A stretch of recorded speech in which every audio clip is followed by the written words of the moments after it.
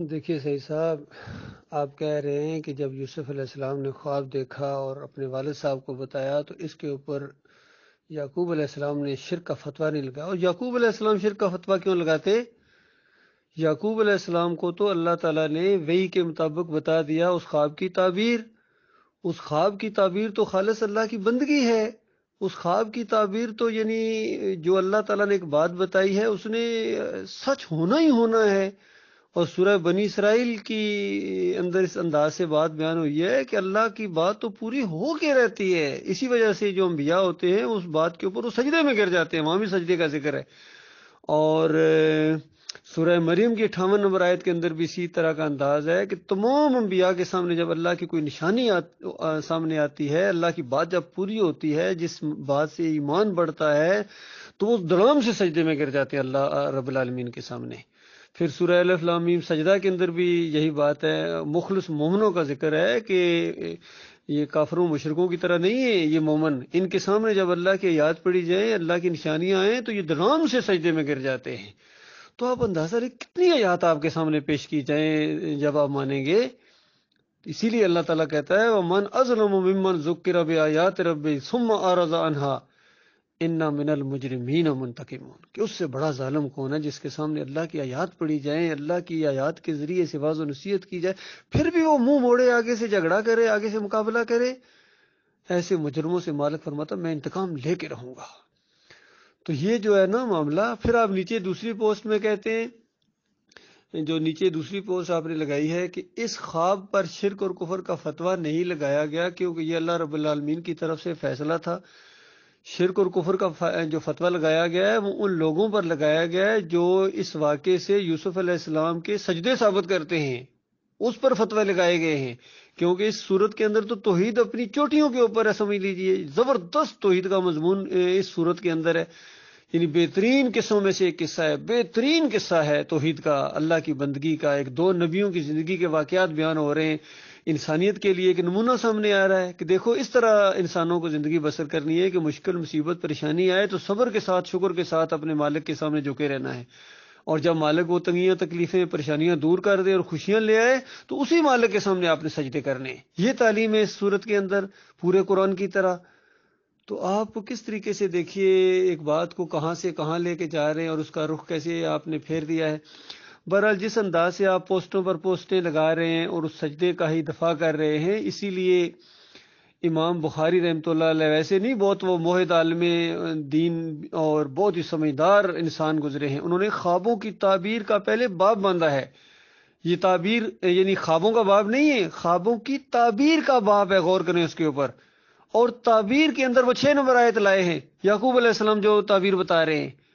اور آپ کے امیر صاحب تو کئی دفعہ کہتے ہیں بھئی یہ تعبیر کیسے ہو سکتی ہے، تو امام بخاری کیوں لا رہے ہیں؟ خوابوں کی تعبیر کا باب باندھ کے یہ تعبیر لا رہے ہیں وہاں، اور پھر آگے 100 نمبر آیت کا آدھا ایسا وہ لائے ہیں، اندازہ لگائیے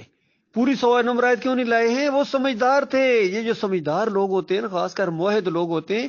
یہ پہچان جاتے ہیں کہ آگے جا کے کیا معاملہ ہوگا۔ صحابہ کی زندگیوں سے بھی ہمیں یہ چیزیں نکلتی ہیں، کتنی چیزیں جو عائشہ رضی اللہ تعالیٰ عنہا نے بیان کی ہیں کہ یہ باتیں ہم نے اس لیے احتیاطی تدابیر کی کہ بعد میں لوگ گمراہ نہ ہو جائیں۔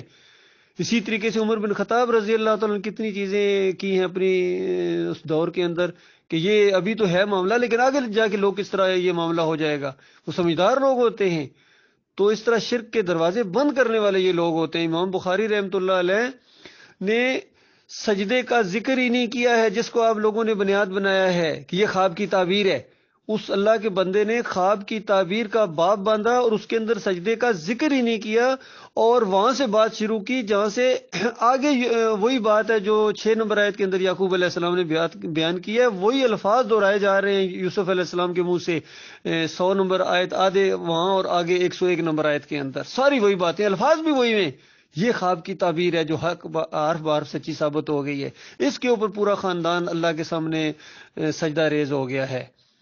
تو باقی جس انداز سے آپ اور یہ دوسرے لوگ دفاع کرتے ہیں محمد حنیف صاحب کے اس باطل عقیدے کا، تو یقین کیجئے اس طرز عمل کے بعد جب یہ سورہ البقرہ کا پہلا رکوع پڑھا جائے نا پھر سمجھ آتا ہے، ورنہ ایسا یعنی بالکل روح میں بندہ روح تک پہنچ جاتا ہے کہ آپ ان کو سمجھائیں یا نہ سمجھائیں، بالکل ان کے لیے برابر ہے، ہرگز یہ ایمان لانے والے نہیں ہیں۔ ان کے اصل میں دلوں میں بیماری تھی، اس بیماری کو اللہ تعالیٰ نے زیادہ کر دیا، باہر نکال دیا ہے۔ یہ سارا آپ وہاں یا سورہ یاسین کے شروع کی آیتیں پڑھیں، پھر آپ کو پتہ چلے گا کہ آپ لوگوں کی سمجھ میں بات کیوں نہیں آ رہی ہے۔ بہرحال اللہ تعالیٰ کا ایک بہت ہی بڑا احسان ہوا ہے مومنوں کے اوپر اس دور کے اندر، کہ چونکہ یہ جو جب دعوت اٹھی ہے تو کچھ چیزیں ہم سنتے تھے، مثال کے طور پر طاغوت کا لفظ ہم نے سنا، پھر ہم نے یہ سنا کہ طاغوت کا کفر کرنا بڑا ضروری ہے، پھر ہم نے یہ سنا کہ فرقے نہیں ہونے چاہیے۔ فرقہ کیا ہوتا ہے جی؟ یہ مسلک کیا چیز ہوتی ہے جی؟ کیونکہ پہلے کے بنے ہوئے تھے تو ہمارے اندر اس طرح اتنا زیادہ یعنی ہم نے سمجھنے میں اللہ تعالیٰ نے آسانی کی جب ہم نے اپنی آنکھوں سے ایک فرقہ بنتے دیکھا۔ اللہ تعالیٰ نے ہمیں فرقہ بنتے دکھایا ہے کہ فرقہ بنتا کیسے ہے، اور پھر طاغوت کیسے بنتا ہے یہ اللہ تعالیٰ نے ہمیں اپنی آنکھوں سے دکھایا ہے، طاغوت کس طرح بنتا ہے، اور پھر طاغوت کا کفر کیا چیز ہوتی ہے اور کتنا ضروری ہوتا ہے اس کا کفر کرنا، ورنہ حق اور باطل مکس ہو کے رہ جاتے ہیں اگر طاغوت کا کفر نہ کیا جائے تو اس لیے ہمارے ایمان کا یہ مطالبہ تھا جس کی وجہ سے ہم نے محمد حنیف کا کفر کیا ہے اور اس کو بالکل طاغوتوں کی لسٹ کے اندر شامل کر دیا ہے۔ اور طاغوت کی حمایت کیا چیز ہوتی ہے یہ آپ کے طرز عمل سے ہمیں پتہ چلا، طاغوت کی حمایت کیا چیز ہوتی ہے، طاغوت کا دفاع۔ ہم یہی کہتے تھے طاغوت کا دفاع مت کرو، اب پتہ چلا ہو طاغوت کا دفاع کیا چیز ہوتی ہے۔ اور پھر مالک فرماتا ہے مومن جو ہے نا وہ اللہ کے راستے میں جہاد کرتے ہیں، اور یہ جو کافر ہے نا یہ طاغوت کے راستے میں جہاد کرتے ہیں۔ یہ اب پتہ چلا، یہ دو گروہ ہم نے سامنے آ گئے، دیکھیں ہمارا طرز عمل کیا ہے، ہمارے ساتھیوں کا طرز عمل کیا ہے، کس طرح ہم اللہ کی بات کا دفاع کر رہے ہیں اور اس میں ہم ڈٹ گئے ہیں، اور آپ لوگ کس کا دفاع کر رہے ہیں، کس کی حمایت میں ڈٹ گئے ہو۔ اور یہ معاملہ بڑا آگے جائے گا، یہ تو یہاں تک نہیں رکنے والا ہے، یہ تو قتال تک جائے گا آگے جا کے، ہم نہ دیکھیں ہماری نسلیں دیکھیں گی تو اس وقت مومن اسی طریقے سے کہیں گے کہ مومن جو ہیں وہ اللہ کے راستے میں قتال کر رہے ہیں اور کافر مشرک جو ہیں طاغوت کے راستے میں قتال کر رہے ہیں۔ تو جس طرح یہاں بالکل آمنے سامنے صف آ رہے ہیں، اور جب جنگ کا معاملہ آ جاتا ہے پھر رشتہ داریاں نہیں دیکھی جاتی ہیں۔ اسی وجہ سے عبد الرحمن نے جب ایک موقع پر کہا ابو بکر صدیق سے کہ بابا جنگ بدر میں آپ میری تلوار کی رینج میں ایک دفعہ آ گئے تھے، لیکن میں نے کہا باپ کو کیا مارنا؟ تو انہوں نے کہا بیٹے یہی مسئلہ ہے، اللہ کی قسم اگر ایک مرتبہ میری نظر تمہارے اوپر پڑ جاتی میں نے تجھے نہیں چھوڑنا تھا۔ تو یہ دیکھیں حق اور باطل کے معاملے کے اندر پھر یہ بھائی اور بیٹے اور ماموں اور چچا نہیں دیکھے جاتے ہیں، کیونکہ ایمان کا معاملہ ہے، یہی تو آزمائش ہو رہی ہے، یہی تو پرچہ ہے۔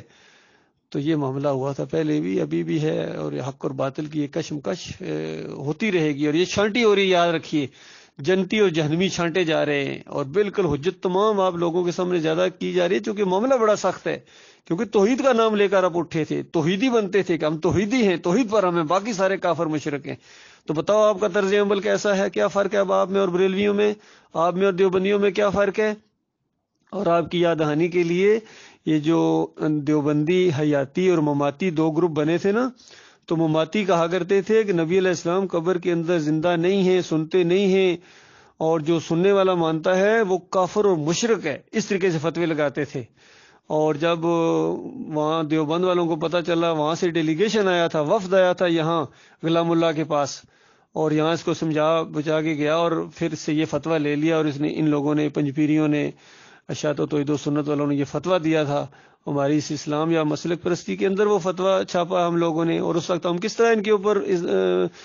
یعنی بیان کیا کرتے تھے کہ انہوں نے کہا کہ نبی علیہ السلام سنتے تو نہیں ہیں، قبر کے اندر زندہ نہیں ہیں، ہاں خرق عادت معجزانہ طور پر اگر کوئی سننے کا قائل ہے تو یہ بالکل ٹھیک ہے۔ معجزانہ کا لفظ بتائیے، معجزانہ کا لفظ صرف لفظ بدلی کر کے انہوں نے پورے مفہوم کو بدلی کر دیا۔ تو بالکل وہی چیز اگر ابھی آپ کہیں، اگر ویسے آپ کہتے ہیں کہ اللہ تعالیٰ نے اپنی ایک صفت عیسیٰ علیہ السلام کو دے دی تو اس پر تو ریئیکشن ہو سکتا تھا، لیکن ساتھ معجزانہ کا لفظ آپ نے لگا دیا کہ معجزانہ طور پر اللہ تعالیٰ نے ایک صفت عیسیٰ علیہ السلام کو دے دی، تو بات تو پھر وہیں ہو گئی نا، اللہ اپنی صفت نہیں دیتا ہے، ویسے بھی نہیں دیتا اور معجزانہ طور پر بھی نہیں دیتا ہے۔ بالکل اسی طریقے سے جس طرح نبی علیہ السلام قبر کے اندر نہیں سنتے ہیں اور معجزانہ طور پر بھی نہیں سنتے ہیں، یہ معجزہ کون سا ہے کہ وہ سننا شروع ہو جائیں؟ یہ معجزہ نہیں ہوتا ہے کہ کوئی یا علی مدد کا نعرہ لگا دے اور بندہ کہ یہ معجزہ ہو گیا ہے، کوئی 11ویں کرنا شروع کر دے، یا جس طرح یہ لوگ مشرک بریلوی کہتے ہیں کہ عبد القادر جیلانی نے کتنے مردے زندہ کیے تو یہ معجزہ ہو گیا، اور معجزہ نہیں یہ خدائی ہے اگر اس طرح کوئی کہتا ہے تو یہ ساری چیزیں اب ہم بڑی کلیئر ہو کے سمجھ آ رہی ہیں۔ اور چند دنوں کا یہ معاملہ ہے، اس کے بعد بڑا خوفناک انجام آگے آنے والا ہے۔ جہنم منہ کھولے ہوئے کھڑی ہے ایسے لوگوں کے لیے، جہنم تو بنائی اللہ تعالیٰ نے ایسے لوگوں کے لیے۔ بتائیں، اگر بتائیے وہاں جا کے جب یہ آپ کا شرک ثابت ہو جائے گا کیا کرو گے؟ وہاں بحثیں کرو گے، اسی طرح پوسٹیں شیئر کرو گے وہاں فرشتوں کے اندر؟ نہیں، وہ پکڑیں گے، ماریں گے، اور پھر ہمیشہ ہمیشہ آپ کو پچھتاوا ہوگا کہ ہم نے کیا کیا، اس بندے کی وجہ سے ہم نے کیوں اپنا عقیدہ برباد کر دیا ہے۔ دعوت اٹھی ہوئی تھی، بالکل حق اور باطل کو علیحدہ کر دیا گیا تھا، اور فتویٰ لگا کے گئے ڈاکٹر مسعود الدین عثمانی رحمۃ اللہ علیہ کہ جن کا ایمان صحیح نہیں ہوتا ہے وہ اس طرح تفسیر کرتے ہیں، اور 2 دفعہ زور لے کے کہ لاہو کی ضمیر اللہ کے لیے، اللہ کے لیے ہے، اس طریقے سے۔ اور پھر کہا کہ نہیں حضرت، اس کا مطلب مولوی بیٹھے ہوئے تھے سامنے جب ڈاکٹر صاحب بحث کر رہے تھے، نہیں حضرت، نہیں حضرت، جس طرح تمہارا موقف غلط ہے، اس طریقے سے۔ اور پھر مثالیں دی ڈاکٹر صاحب نے اس کے اندر سوال و جواب کے اندر، دیکھو جس طرح 7 دبلی گائیں موٹی گائیں کو کھا رہی تھیں، تو حضرت وہاں گائیں شیں کو نہیں کھا رہی تھیں، اس خواب کی تعبیر ہوتی ہے۔ اسی طریقے سے وہاں وہ سجدہ، سورج چاند سارے سجدہ کرنے کو نہیں آئے ہوئے تھے، خواب دیکھا تھا، اور خواب کی تعبیر ہوتی ہے، اور تعبیر جو ہے وہ حرف و حرف سچی ثابت ہوئی ہے۔ یہ ہوا ہے پورا معاملہ، اور سب کچھ بتا دیا گیا ہے۔ اس کے باوجود اگر آپ طاغوت کی حمایت کر رہے ہیں، کفر و شرک کی حمایت کر رہے ہیں، انبیاء پر الزام لگا رہے ہیں، اللہ کی کتاب کی تعریف کر رہے ہیں، تو آپ اس کے ذمہ دار ہیں۔ بہت بڑا بوجھ آپ اپنے اوپر لاد رہے ہیں، آپ اپنے بوجھ کو مزید وزنی کر رہے ہیں، اللہ کے غضب، بلائے غضب کا شکار ہو رہے ہیں۔ للہ توبہ کرو، معافی مانگو اپنے مالک الخالق سے۔